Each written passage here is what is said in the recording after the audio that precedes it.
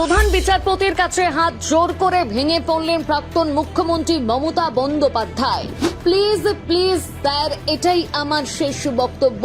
হাত জোর করে কিসের আর্জি জানাচ্ছেন মমতা? দেখুন ভিডিও। পশ্চিমবঙ্গের পালাবদলের পর 10 দিন পেরিয়ে গেছে। ক্ষমতা এসেছে বিজেপির সরকার। ধীরে ধীরে তারাও নিজেদের চেয়ারে বসতে শুরু করে দিয়েছেন। তবে হার এখনো মানেননি প্রাক্তন মুখ্যমন্ত্রী মমতা বন্দ্যোপাধ্যায়।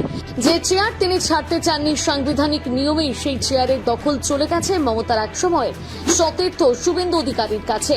হারের বিরাট আঘাত পেয়ে কি সুর বদল করলেন মমতা? এদিন আদালতে হাত জোর করে অনুনয় করতে দেখা গেল তাকে। আসলে এদিন আদালতে ভোট পরবর্তী হিংসা নিয়ে একযোগে সরব হয়েছিল তৃণমূল সিপিএম। মমতা বন্দ্যোপাধ্যায় বক্তব্য রাখেন। বক্তব্য রাখতে গিয়ে একসময় হাত জোর করে ফেলেন।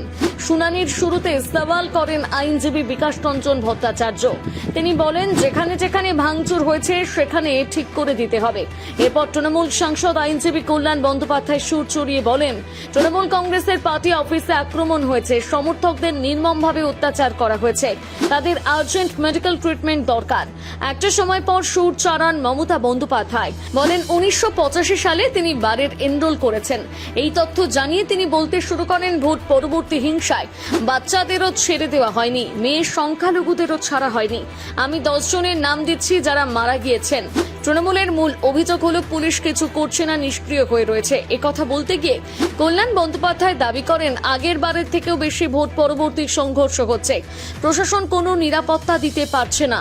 তিনি বলেন, ভোট পরবর্তী পর্যায়ে 10ই জুন খুন হয়েছেন। 150 থেকে 107 পার্টি অফিসে আগুন ধরিয়ে দেওয়া হয়েছে। বহু মানুষ আতঙ্কে বাড়ি ছাড়া হয়ে রয়েছেন। মহিলাদের ওপরে প্রকাশ্যে হামলা চলছে। এই সমস্ত হামলা রুখতে কল্যাণ বন্দ্যোপাধ্যায় দাবি যেন আদালতের রায় ছাড়া বুলডোজার চালানো বন্ধ হয়। আদালত যেন আপাতত রাজ্য সরকারকে একটা অন্তর্বর্তী নির্দেশ দেয় যে আদালতের রায় ছাড়া বুলডোজার অপারেশন চালানো যাবে না। মমতা সরাসরি আদালতকে বলেন, আমরা এখানে আলোচনা করতে চাই না, পুলিশকে নির্দেশ দিন। পুলিশ এফআইআর নিচ্ছে না, আমার পরিবারকে হুমকি দেওয়া হয়েছে। এইসব অভিযোগের পাল্টা কলকাতা পুলিশের তরফে আইনজীবী ধীরাজ ত্রিবেদী বলেন, মিডিয়াও এত কিছু নিয়ে কভার করেনি যেখানে এরা এত বেশি সংখ্যায় ভায়োলেন্সের কথা বলছেন। আদৌ পোস্ট পোল ভায়োলেন্স হচ্ছে কিনা সেটা দেখা হোক। মমতা বন্দ্যোপাধ্যায় এর আগে মৃতদের ছবি দেখিয়েছিলেন। এর জবাবে আইনজীবী বলেন, মৃতদের ছবি দেখালেই হবে না, প্রমাণ থাকতে হবে।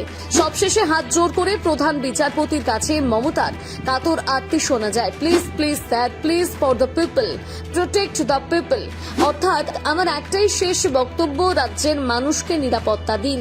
তবে এ ব্যাপারে আদালতের চূড়ান্ত রায় এখনো সামনে আসেনি।